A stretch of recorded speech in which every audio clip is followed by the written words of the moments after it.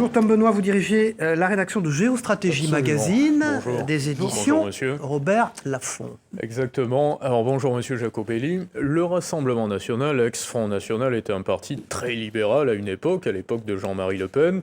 Il l'est beaucoup moins aujourd'hui. Marine Le Pen a longtemps prôné le retour à la retraite à 60 ans. Je ne sais pas exactement, vous me direz un peu plus tard ce qu'il en est aujourd'hui. Et Jean-Philippe Tanguy parle, se prononçant en la faveur d'une taxation des superprofits. C'est un parti de gauche, de droite, d'extrême droite. Non, c'est un parti français, tout simplement. Je vais vous expliquer. Vous avez raison, c'est une question très intéressante. La question elle est très pertinente. D'abord, nous sommes pour une France à la fois sûre et fraternelle. Fraternelle, ça veut dire que nous pensons que la retraite, c'est effectivement pour ceux qui ont commencé à travailler très jeunes, avant 20 ans, 60 ans, 40 annuités, puis progressivement jusqu'à un maximum de 62 ans, 42 annuités. Ce sera notre réforme de la retraite. Et nous pensons qu'elle est finançable. Il y a un coût de 15 milliards. 60 ans, ça a été abandonné entre-temps. Non, 60 ans pour ceux qui ont travaillé avant 20 ans. C'est toujours d'actualité. Mais c'est 62 ans pour vous et pour moi, j'imagine. Sur les questions de taxation, c'est pas les super profits. C'est les surprofits. C'est pas la même chose. Et vous êtes assez... Je vais vous expliquer. Deux types de super-profits. Non. C'est intéressant. Si une entreprise gagne énormément d'argent parce qu'elle a investi... Hermès, par exemple. Vous savez, 86% du chiffre d'affaires du CAC 40 est fait par 5 sociétés. Très bien. Pourquoi ? Cette entreprise, elle a investi dans l'humain, elle a recruté les meilleurs, elle a fait de la recherche et développement, elle a trouvé des produits innovants, elle gagne beaucoup d'argent, tant mieux. C'est bon pour la France, c'est bon pour le salariat, c'est bon pour l'entreprise. Peut-être parce qu'elle a beaucoup délocalisé également.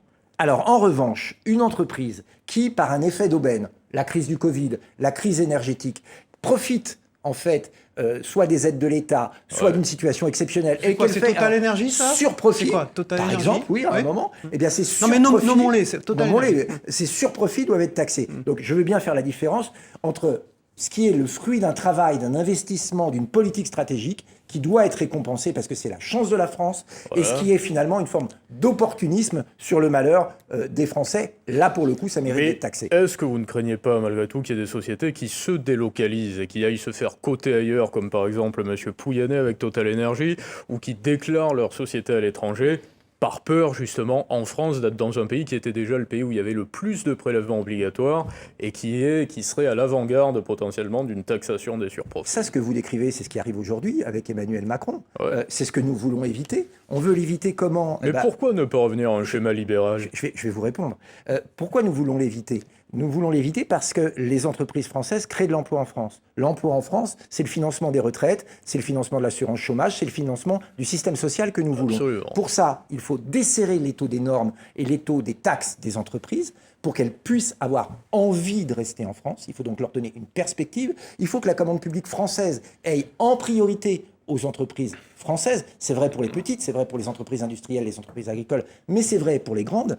Et puis, il faut une politique d'accompagnement. Je parlais tout à l'heure de la fin du moteur thermique en 2035. C'est rayer d'un trait de plume l'industrie automobile historique en France pour faire la part belle aux Chinois. Donc nous, ce qu'on veut, c'est comme les États-Unis finalement, taxer. Non, mais eux sont très libéraux, ils sont protectionnistes, souverains et libéraux. Lorsque ça arrive. Mais le libéralisme et l'ultralibéralisme, c'est pas la même chose. Absolument. Mais lorsque Marine Le Pen parlait, par exemple, il y a quelques années, d'un grand emprunt français qui pourrait être mis en place grâce à l'épargne des Français, ça nous rappelle quelque chose aujourd'hui, l'union des marchés de capitaux à échelle européenne, l'union de l'épargne et de l'investissement. Mais ce grand emprunt de Marine Le Pen visait à subventionner, à soutenir des sociétés françaises. C'est antagonique avec ce que vous me disiez précédemment. Non, je crois que c'est un fonds souverain qui a une double vocation. D'abord, financer les entreprises innovantes. On parlait tout à l'heure de l'intelligence artificielle. Pourquoi ne pas laisser le marché des entreprises privées ? Parce que plutôt d'exploiter l'épargne privée des petits déposants. Mais c'est bon pour eux. C'est très bon parce que c'est une épargne rémunérée d'un côté et des entreprises qui ont un investissement. Vous savez, l'État, il peut être stratège. L'État stratège, c'est celui qui mise sur un secteur, qui mise sur un développement économique. Qui se sert de l'épargne des petits déposants pour subventionner les grosses sociétés. Et les futures grandes sociétés. Mais tout le monde y gagne. Les épargnants qui auront un temps d'intérêt. Donc vous êtes toujours de droite, on est bien d'accord. Pour la Startup Nation. Voilà. Macron. À la fois la start-up, à la fois l'industrie, à la fois l'agriculture.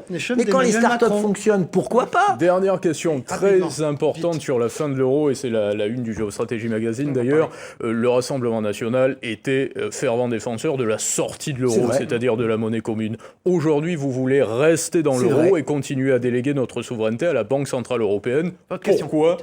Que nous apporte la Banque Centrale Européenne en étant notre organe émetteur de monnaie? D'abord, aujourd'hui, il y a beaucoup plus de souplesse qu'il n'y en avait à l'époque où nous voulions sortir de l'euro. On le voit bien sur les déficits publics, on le voit bien sur la banque qui aide à travers les taux d'emprunt et les taux directeurs, mais surtout... Avec énormément d'inflation. Mais surtout, nous, ce que nous voulons, c'est une entreprise en France, une industrie en France qui maintienne le salariat et le système social. Et pour ça, nous nous adaptons. C'est-à-dire que nous ne sommes pas des idéologues économiques, contrairement aux communistes qui veulent que tout aide à l'État, contrairement à Emmanuel Macron qui veut que ce soit la libre politique du marché sans aucun contrôle, quitte à détruire des emplois et des entreprises en France. Nous sommes pour une politique du bon sens et du juste milieu. Justement, merci Monsieur Jacobelli. Que se produirait-il si la France quittait l'euro? Eh bien, ce ne serait pas si dramatique que ça apparemment. Et Christian Noyer nous disait dans son rapport que 2 pays dans le Danemark, dans l'Union européenne, s'en sortent mieux que les autres et ils n'ont pas l'euro. Merci Tom Benoît. Merci à vous. Qui dirige la rédaction de Géostratégie Magazine des éditions Lafon Presse.